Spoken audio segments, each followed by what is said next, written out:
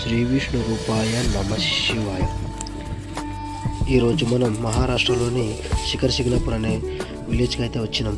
ఇక్కడ శంభు మహాదేవుని ఆలయం ముందరనే శంభురాయ ఖిలా అని శివాజీ మహారాజ్ యొక్క ఖిలాలలో అంటే కోటలలో ఇదొక కోట. ఈ శిఖర్ శిగ్నాపూర్ అనేది భోంస్లే వంశానికి పుట్టినిల్లు. శివాజీ మహారాజు తాతగారైన బాబాజీ రాజా భోంస్లే ఈ ప్రాంతానికి చెందినవారు. అంతేకాకుండా ఈ భోంస్లే వంశానికి కులద్వయముగా శంభు మహాదేవుని ఆలయం. ఈ ఆలయం శివాజీ మహారాజ్ తండ్రి గారైన షాజీ రాజా భోంస్లే గారు ఇంకా శివాజీ మహారాజ్ కూడా ఈ గుడి కట్టడానికి చాలా దానాలు చందాలు ఇచ్చారని చరిత్ర చెబుతుంది. అంతేకాకుండా శివాజీ మహారాజు స్వరాజ్య స్థాపన సమయంలో కానీ యుద్ధానికి వెళ్ళే ముందు కానీ ఆలయానికి దర్శించేవారని, ఈ శంభు మహాదేవుని ఆశీస్సులు తీసుకునేవారని స్థానికులు నమ్ముతారు.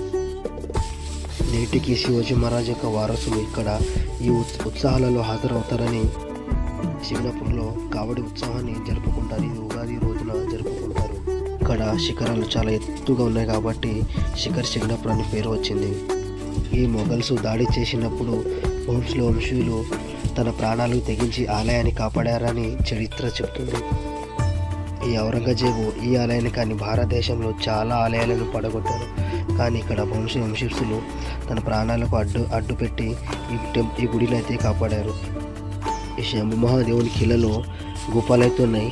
అది గుప్ప ఒక్కటి కాదు, చాలా భయంకరమైన లోపల గబ్బిలాలు, పాములు, తేళ్ళు, జర్రీలు చాలా అయినా సరే మాతో వచ్చిన అందరూ లోపల పోయి చూద్దామని లోపలికైతే వెళ్ళి చూసినాం. కాకపోతే గుప్పలో చాలా గుప్పలో ఉన్నాయి. కాకపోతే మనం ఈ లోపలికైతే వెళ్ళినాం కానీ రిటర్న్ రానికి దారి దొరకలే.